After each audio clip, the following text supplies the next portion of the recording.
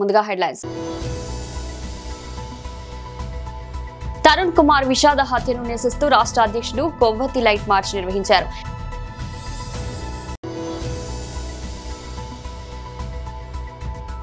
MLC Parvathireddy Chandrashekar Reddy press meet.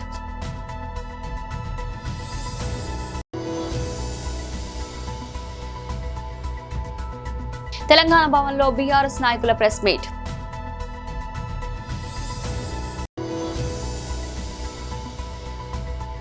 పశ్చిమాసియా ఉద్రిక్తతల effect, gas గోడౌన్ల వద్ద బారులు. న్యూస్ 1.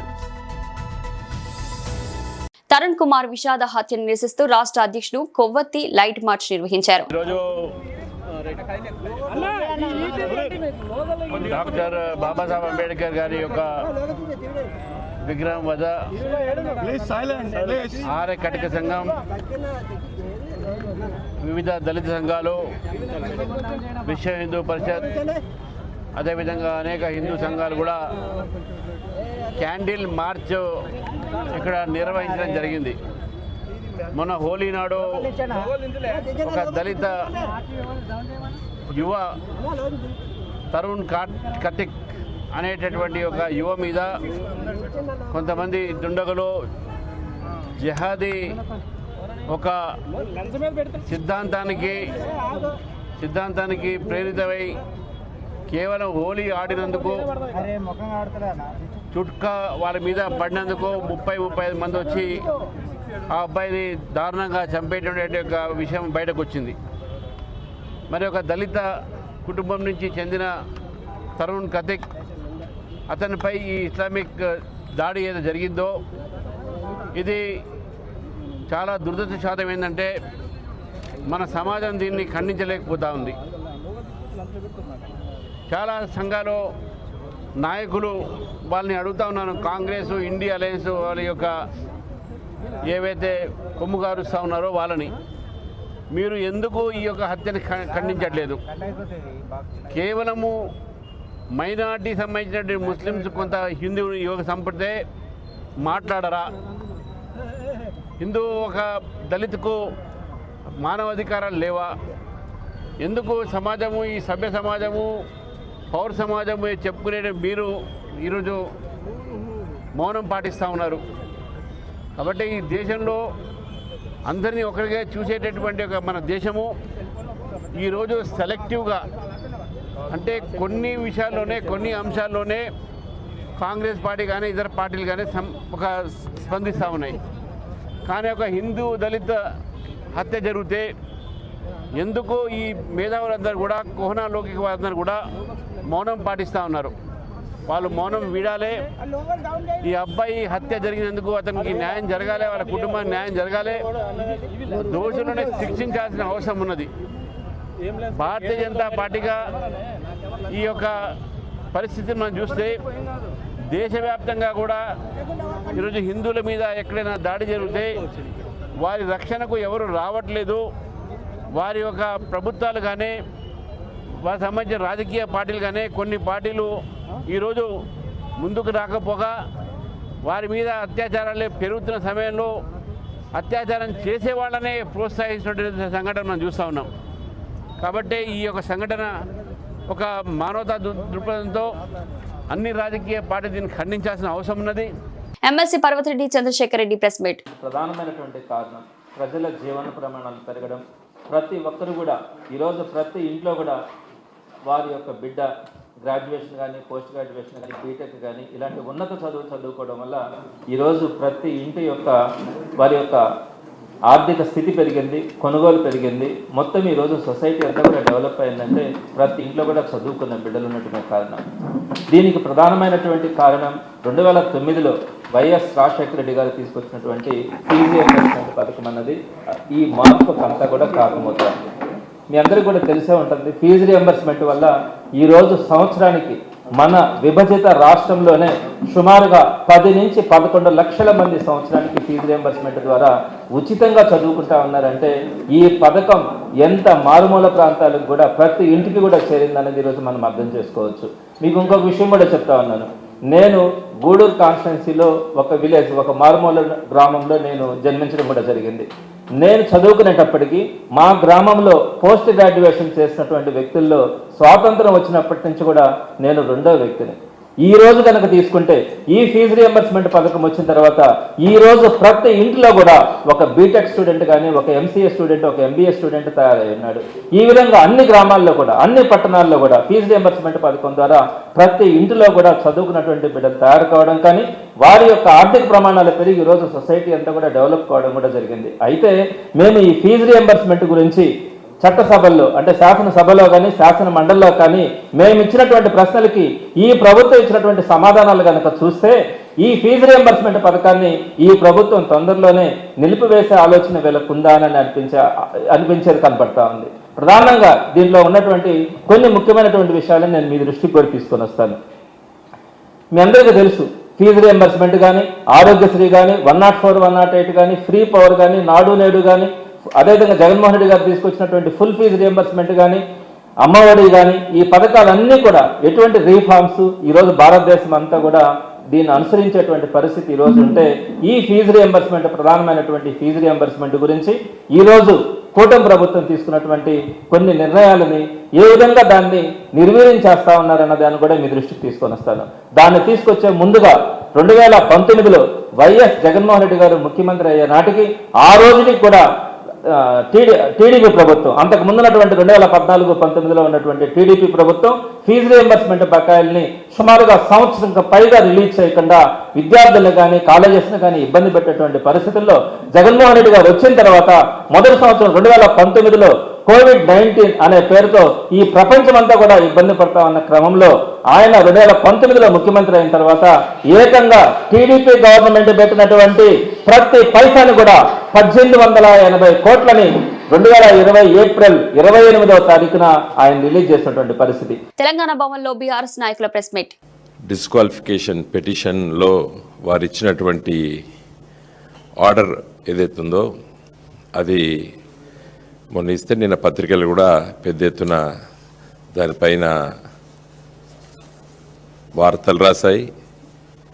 వివిధ రాజకీయ పార్టీలకు సంబంధించిన వాళ్ళు, ముఖ్యంగా మా పార్టీ తరఫున నాయకులు మాట్లాడినటువంటి వాటిని కూడా పెద్ద ఎత్తున ప్రచారం చేశాయి. అయితే నిన్న సుప్రీంకోర్టులో కేసు దాన్ని మరి ఆల్రెడీ స్పీకర్ గారు తన అభిప్రాయాన్ని, తన తీర్పుని చెప్పాడు కాబట్టి మరి ఈ కేసెస్ను మేము క్లోజ్ చేస్తున్నామని చెప్పి కూడా నేను సుప్రీంకోర్టు ఏదైతే ఎక్స్పెడిషియస్గా స్పీకర్ గారు మరి వాటిని నాన్స్తుండు, వాటిపైన మేము వేసినటువంటి పిటిషన్ పైన విచారణ చేయడం లేదు, దానిపైన ఒక నిర్ణయం తీసుకోవడం లేదని చెప్పి మేము సుప్రీంకోర్టులో వేసిన కేసు నిన్న వచ్చింది. సరే, స్పీకర్ గారు తన అభిప్రాయాన్ని, తన తీర్పుని చెప్పాడు కాబట్టి దాన్ని మరి క్లోజ్ చేస్తున్నామని చెప్పి ఆ పిటిషన్ కూడా నేను సుప్రీంకోర్టులో క్లోజ్ చేశారు. అది కూడా ఈరోజు పత్రికల్లో ప్రచురితమైంది వార్త. అయితే నిన్న మా తరఫునటువంటి న్యాయవాది గారు ఒక సుప్రీంకోర్టు దృష్టికి తీసుకొచ్చారు. ఈయన తీర్పులు ఇస్తున్నాడు కానీ కాపీస్ ఇవ్వడం లేదు. నిన్న ఉదయమే భరత్ గారు మేము మాట్లాడుకున్నాం, మరి హైకోర్టులో వేయాలి కదా పిటిషను, ఏది ఈ స్పీకర్ గారు ఇచ్చినటువంటి తీర్పు పైన మరి హైకోర్టులో వేయాలంటే ఇస్తలేడు కదా అన్న, మరి ఏం చేస్తాం, కాపీసే ఇస్తలేడు, చాలా ఆలస్యం చేశాడు. ఎందుకంటే మీకు తెలుసు, మేము వేసినటువంటి పిటిషన్లకు 2 సంవత్సరాలు విచారించిండు ఆయన. దానం నాగేందర్ గారి పైన 24 మార్చి 28 నాడు వేసాం. కడియం శ్రీయర్ గారి మీద, తెల్లం వెంకట్రావు గారి మీద, పోచారం శ్రీనివాసరెడ్డి గారి మీద, కాళ యాదవ్ గారి మీద, సంజయ్ కుమార్ మీద, బంట కృష్ణమోహన్ రెడ్డి గారి పేరు మీద, ప్రకాష్ గౌడ్ గారు, అరకపుడు గాంధీ, మహిపాల్ రెడ్డి గారి పైన దాదాపు 2 సంవత్సరాల క్రితం కేసులు వేస్తే 2 సంవత్సరాల సమయం తీసుకున్నాడు విచారణ కోసమే. పోనీ తీర్పు కాపీలు ఇస్తాడంటే అది కూడా ఇవ్వడం లేదు. ఇప్పటికీ ఇదివరకు చాలా రోజుల క్రితం ఇచ్చిన కాపీసే అసలు అక్కడ పోయి నిలబడ్డా ఆ ఆఫీస్లో, స్పీకర్ ఆఫీస్లో దాన్ని మా సర్టిఫైడ్ కాపీ కోసం ఆర్డర్ కాపీ ఇస్తే కూడా ఇవ్వడం లేదు. అది నేను సుప్రీంకోర్టు దృష్టికి తీసుకొస్తే కేవలము మరి 2 రోజుల లోపల 48 గంటల లోపల కాపీస్ ఫర్నిష్ చేయాలని చెప్పడం జరిగింది. మరి ఇంకా స్పీకర్ గారికి మరి 48 అవర్స్ దగ్గరలో పడ్డది కాబట్టి ఏమి ఇస్తున్నా చూద్దాం. అసలు దాంట్లో ఏం రాసిండు ఏందనేది బయటకు వస్తుంది. ఇరాన్, అమెరికా, ఇజ్రాయెల్ యుద్ధం నేపథ్యంలో దేశవ్యాప్తంగా ఎల్పీజీ కొరత వినియోగదారులను ఆందోళనకు గురిచేస్తుంది. ఇప్పటికే బెంగళూరు, ముంబై, ఢిల్లీ, హైదరాబాద్ తదితర నగరాల్లో వాణిజ్య సిలిండర్ల కొరత కారణంగా హోటళ్లు, రెస్టారెంట్లు తాత్కాలికంగా మూతపడ్డాయి. వంట గ్యాస్ కొరత కారణంగా గృహ వినియోగదారులు కూడా తీవ్ర ఇబ్బందులు ఎదుర్కొంటున్నారు. వంట గ్యాస్ ఇళ్ల వరకు రావడానికి రోజుల సమయం పడుతుండటంతో వినియోగదారులు వివిధ ప్రాంతాల్లో గ్యాస్ గోడౌన్ల వద్దకు వచ్చి క్యూ కడుతున్నారు. యాదాద్రి భువనగిరి జిల్లా మోత్కూరులో, జనగాం జిల్లా రంగనాథపల్లిలో వంట గ్యాస్ కోసం ప్రజలు సిలిండర్లతో బారులు తీరారు. 3 రోజుల క్రితం గ్యాస్ బుక్ చేసుకున్నప్పటికీ రాలేదని వరుసలు నిలబడిన వినియోగదారులు ఆందోళన వ్యక్తం చేస్తున్నారు. వరంగల్ 40వ డివిజన్ లో డ్రై డే కార్యక్రమం సందర్భంగా కార్పొరేటర్ మరుపల్ల రవి ప్రజలకు అవగాహన కల్పించారు. ఉర్సు ప్రతాప్ నగర్ ప్రాంతంలో మరుగునీరు నిల్వ ఉన్న గుంతల్లో ఆయిల్ బాల్స్ వేసి దోమల పెరుగుదలను నివారించే చర్యలు చేపట్టారు. ఇంటి పరిసరాల్లో నీరు నిల్వ ఉండకుండా జాగ్రత్తలు తీసుకోవాలని ప్రజలకు సూచించారు. ఇంటింటికి తిరుగుతూ డ్రమ్ములో నిల్వ ఉన్న నీటిని గుర్తించి సిబ్బందితో కలిసి పారబోసించారు. డ్రైనేజ్ సమస్యల వల్ల మురుగునీరు నిల్వ ఉండడం దోమల పెరుగుదలకు కారణమవుతుందని కార్పొరేటర్ తెలిపారు. ఈ కార్యక్రమంలో GWMC malaria health inspector Madhukar, health అసిస్టెంట్లు శివకుమార్, నరేష్, ప్రదీప్, రాజు, సంతోష్, జవాన్ రమేష్ పాల్గొన్నారు. ఈ రోజు ఉర్సు ప్రతాప్ నగర్లోని మురికుంటలలో ఆయిల్ బాల్స్ వేయడం జరిగింది. పురాతన కాలంలో నిర్మించిన ఈ ప్రాంతాలలో ఉన్న ఇళ్లకు సరి అయిన రహదారి లేక, సరి అయిన డ్రైనేజ్ వ్యవస్థ లేక చాలా ఇబ్బందులు పడుతున్నారు. డ్రైనేజ్ వ్యవస్థ లేక ఈరోజు కాలువలకు నీళ్లు పోకుండా అచ్చటే నిలిచి ఉండడం వల్ల దోమలు పుట్టుకొచ్చి ఇంటిలోని వ్యక్తులను కుట్టడం వల్ల అనారోగ్య పాలై ఆసుపత్రి పాలైన సంఘటనలు ఎన్నో ఉన్నాయని కూడా ఈ సందర్భంగా తెలియజేస్తున్నా. ప్రజలను కోరేది ఒకటే, చెత్తా చెదారాన్ని ఎక్కడ పడితే ఎక్కడ వేయకుండా స్వచ్ఛాటోగా సిబ్బంది కనుక అప్పచెప్పేది ఉంటే ఈ పారిశుద్ధ నివారణ కార్యగా ఏర్పడినట్టు అయింది. ఎక్కడ పడితే విచ్చలవిడిగా వేయడం వల్ల దోమలు పుట్టుకొచ్చి రకరకాల దోమలు, వింత రోగాలు కూడా రావడం జరుగుతుంది. మరి ఉదాహరణకు చికెన్ గున్యా కానీ, మలేరియా కానీ, టైఫాయిడ్ కానీ, కరోనా కానీ ఇటువంటి ఎన్నో ఉన్నాయి.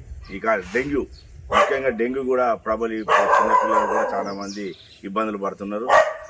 ప్రతి ఒక్క ఇంటి వ్యక్తి తమ బాధ్యతగా చెత్త చెదారాన్ని సిబ్బందికి అందజేయాలి, పరిసరాలను కూడా పరిశుభ్రం ఉంచుకోవాలని ఈ సందర్భంగా నేను కోరుకుంటున్నాను. చట్ట వ్యతిరేక పనులు చేస్తే చట్టపరంగా శిక్ష తప్పదని, డ్రగ్స్ కు బానిసై యువత తమ బంగారు భవిష్యత్తును నాశనం చేసుకోవద్దని Ramagundam police commissioner amber Kishore సూచించారు. గోదావరికని 1 టౌన్ పోలీస్ ఆధ్వర్యంలో సిఐ ఇంద్రసేనారెడ్డి అధ్యక్షతన ప్రజాపాలన ప్రగతి ప్రణాళికలో భాగంగా గోదావరికని మార్కండేయ కాలనీలో శ్రీలక్ష్మి ఫంక్షన్ హాల్లో శుక్రవారం పిల్లల భద్రత, డ్రగ్స్, సైబర్ నేరాల, రోడ్డు ప్రమాదాల నివారణపై అవగాహన సదస్సు కార్యక్రమం నిర్వహించారు. ఈ కార్యక్రమానికి ముఖ్య అతిథిగా Ramagundam police commissioner amber Kishor Jha, Peddapalli DCP రామరెడ్డిలు హాజరయ్యారు. ఈ సందర్భంగా వారు మాట్లాడారు. ఈ కార్యక్రమంలో గోదావరికని ACP Madatha Ramesh, traffic CA Rajeshwararao, ప్రవచనకర్త ఎస్పీ నాయక్, బంజారా పోలీస్ సిబ్బంది, వివిధ కళాశాల విద్యార్థులు పాల్గొన్నారు.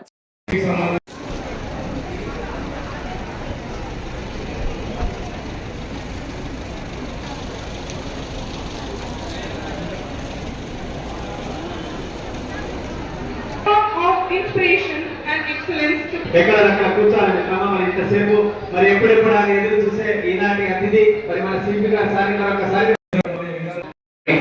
గంజాయి, డ్రగ్స్ పై అలాగే సైబర్ నేరాలపై అవగాహన కల్పించే కార్యక్రమాన్ని ఇలా పెట్టుకొని భావి తరానికి బాటసారులం యువతి యువకులే కాబట్టి మనకు ఒక్కరు 100 మందితో సమాన కార్యక్రమాన్ని నిర్వహించుకోవడం జరిగింది.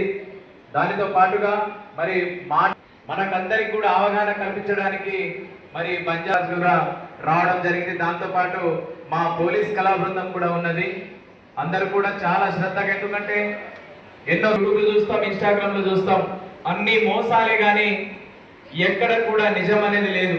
ఒక్కరు కూడా మరి కొద్దిసేపట్లో మన గౌరవ సిపి గారు, డీసీపీ గారు కూడా ఇక్కడికి రాబోతా ఉన్నారు.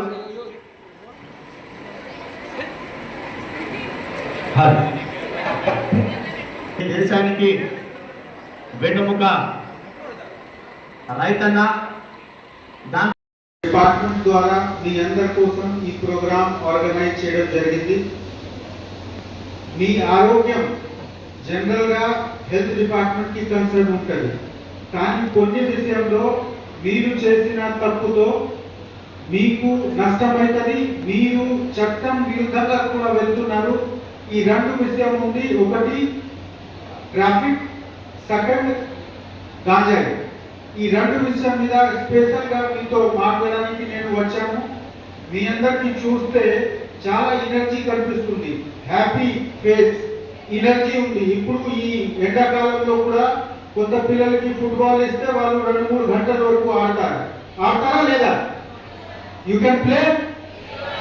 ఈ ఎనర్జీ సిమిలర్ గా అంటే లేడీస్ కి కూడా గర్ల్స్ కి కూడా ఏ గేమ్ ఇచ్చినా, షటిల్ ఇచ్చినా, టెన్నిస్ ఇచ్చినా, ఖోఖో ఇచ్చినా వాళ్ళు ఆడతారు. ఎందుకు?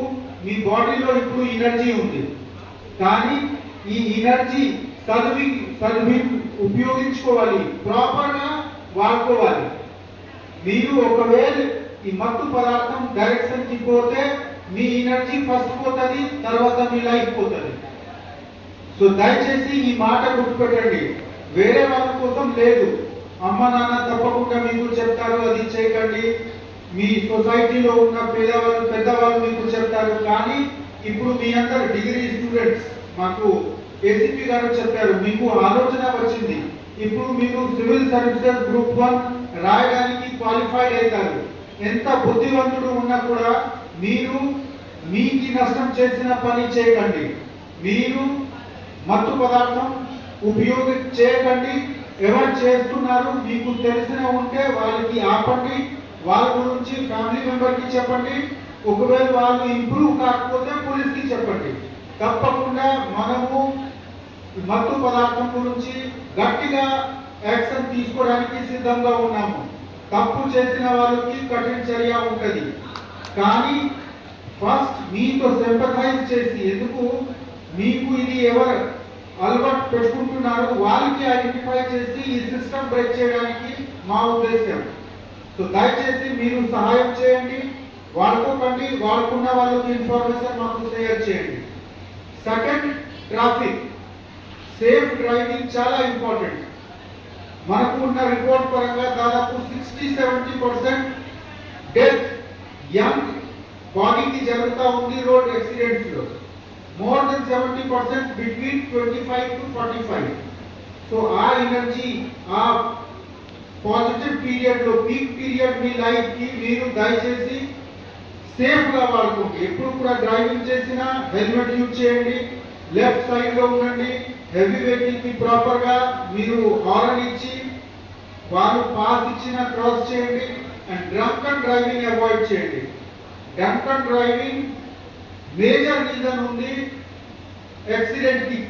సో హెల్మెట్ అండ్ ఈ డ్రంక్ అండ్ డ్రైవింగ్, ఈ రెండు విషయం మీద మీరు జాగ్రత్తగా అయితే మీ రోడ్ ప్రయాణం మంచిగా ఉంటుంది. మీరు చదివిన విషయం మీ గురించి, మీ సొసైటీ గురించి, మీ ఫ్యామిలీ గురించి మంచిగా యూజ్ చేసుకోవచ్చు. లేకపోతే సొసైటీ మీ మీద చేసిన ఇన్వెస్ట్మెంట్ టైంకి, ఎనర్జీకి ఒకవేళ డిసేబుల్ అయిపోతే, ఒకవేళ చనిపోతే it's a loss to family, it's loss to society.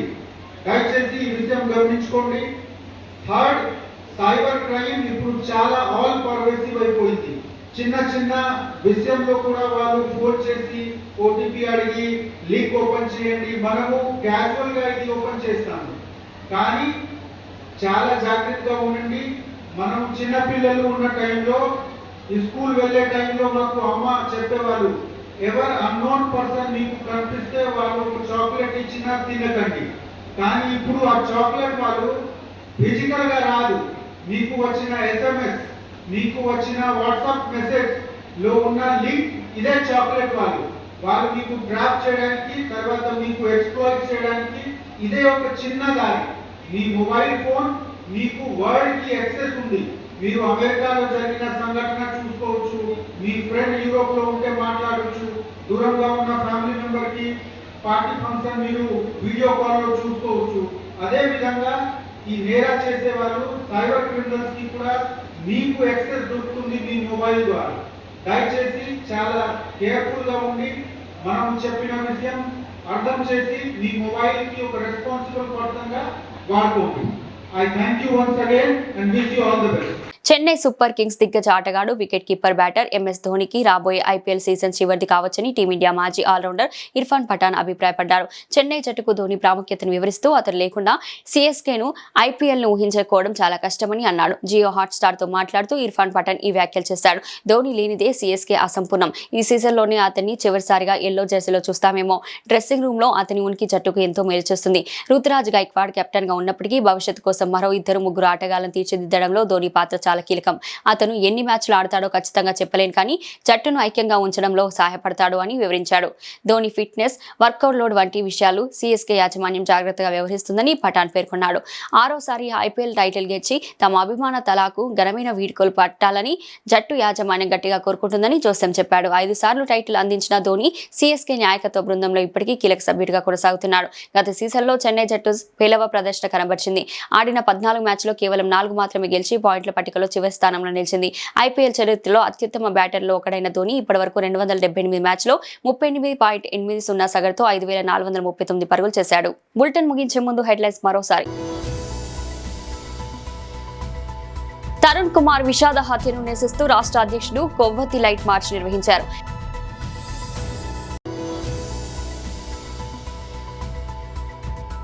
MLC Parvathireddy Chandrashekar Reddy press meet.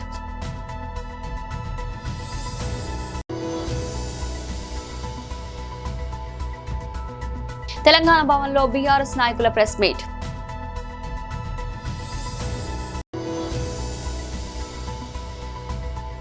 పశ్చిమాసియా ఉద్రిక్తతల ఎఫెక్ట్, గ్యాస్ గోడౌన్ల వద్ద బారులు. న్యూస్1.